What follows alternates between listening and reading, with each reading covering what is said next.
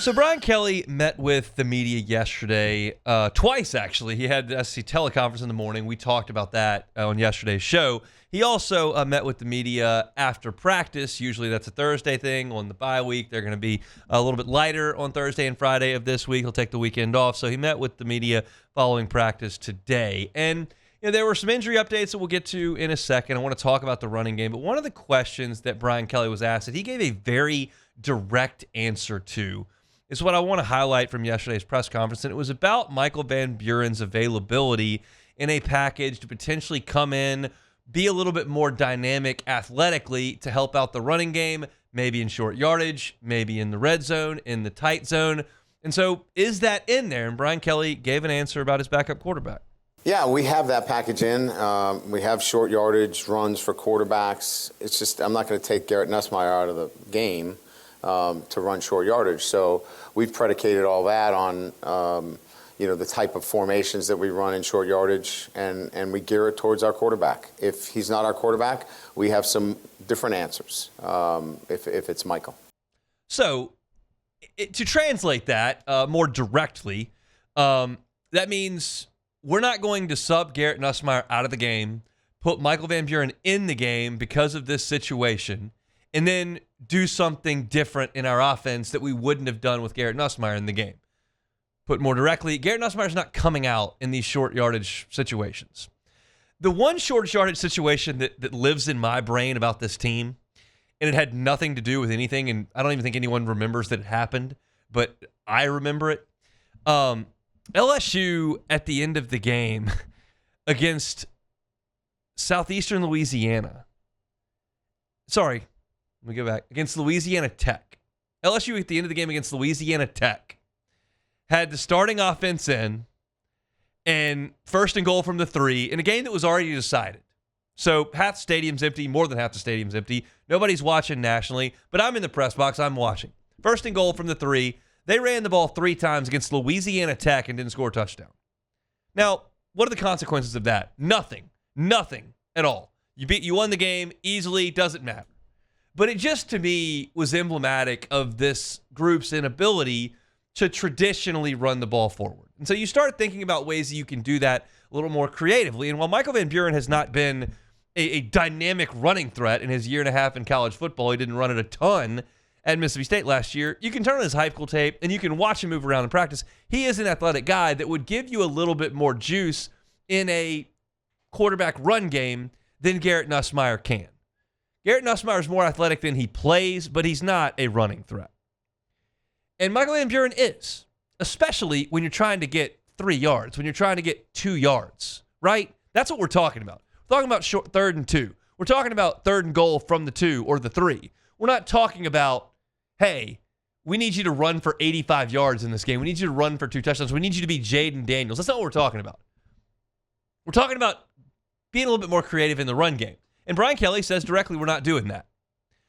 Here's the other thing that I read from that. You don't have to take Garrett Nussmeier out of the game to do that. All you have to do is split him out wide. And then snap it to Juwan Johnson.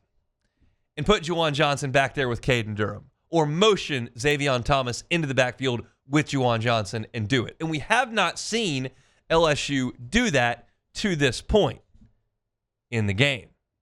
We have seen LSU do that in practice. And my belief is that you're going to see more of Juwan Johnson in these types of creative ways moving forward. I don't think Shane Beamer's listening to me right now. I don't think Kalen DeBoer is listening to me right now. I don't think Brent Venables is listening to me right now. This is what I do think. I think Juwan Johnson's going to throw a pass at some point. I think they're going to snap it to Juwan Johnson at some point. I think he's going to run some read option stuff at some point. But they're not going to do it with Michael Van Buren. That's my read on the situation. So I think I got a couple text messages about a story that I wrote about it and then about the quote in the press conference. And people were like, this is ridiculous. Nussmeier can't run. Like, put Van Buren in. Let him do this. And I'm like, maybe not. Maybe not. Again, this is not a court of law. Brian Kelly can say we're not going to do it and then go out there and do it in the next game. There's no penalty for that.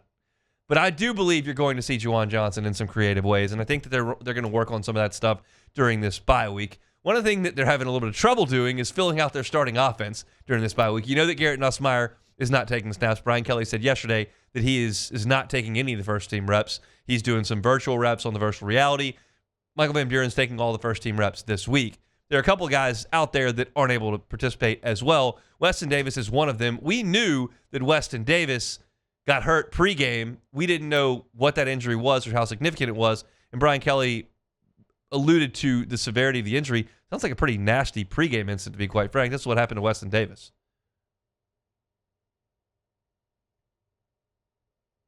Weston got hurt in pregame. Caught a helmet, fractured his nose, and was concussed. So he had a head injury as well. He's moving forward. He's doing well. My expectations is that he can clear the protocol, but that's one thing I never like to get into with the protocol in terms of who can and who can't. But he's moving in the right direction.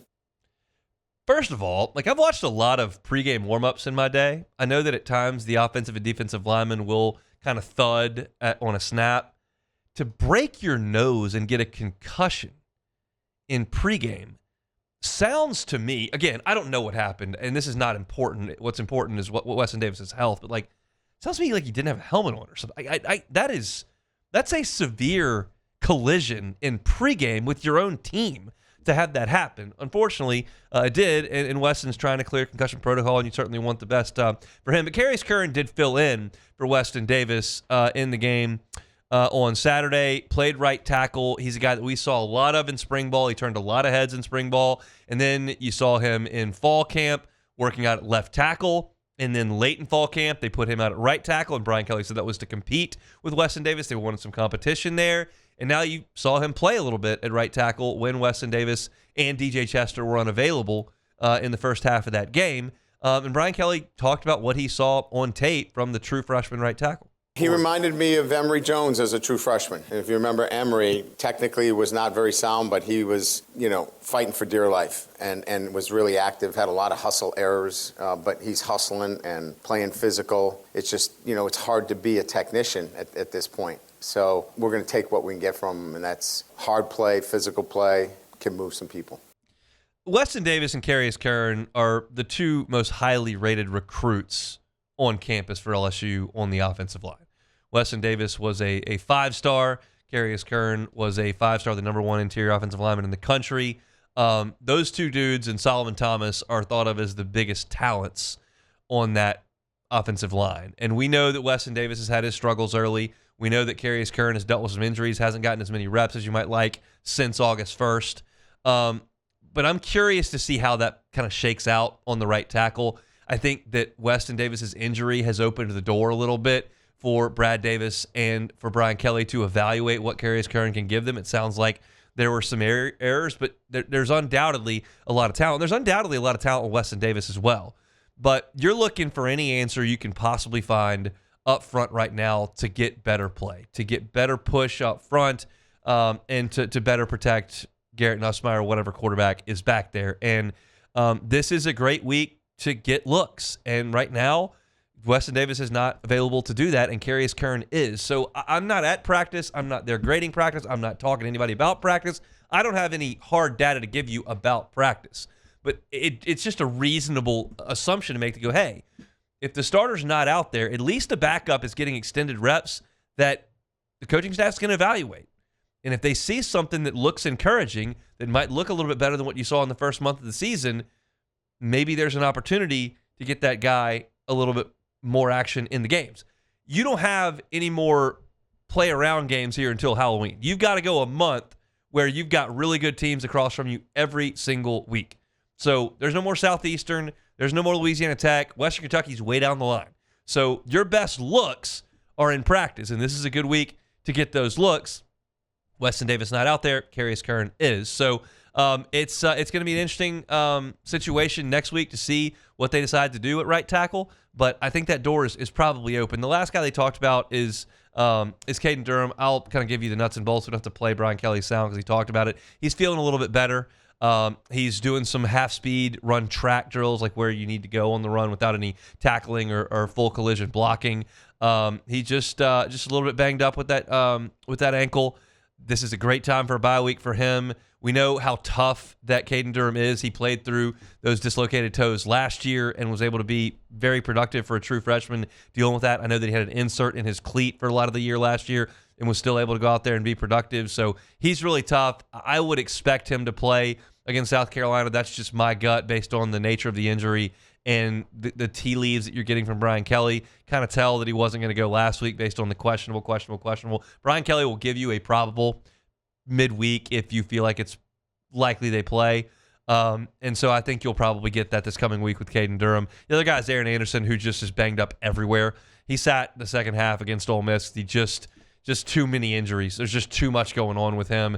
So this is just a good week off for him. I'm confident he won't practice really at all this week. Then I would expect that he's got a good chance to give it a go later next week to see if he's good to go against South Carolina. But it's a banged-up football team after a month, as you would expect. Time now to get those guys the rest that they need, including Garrett Nussmeier.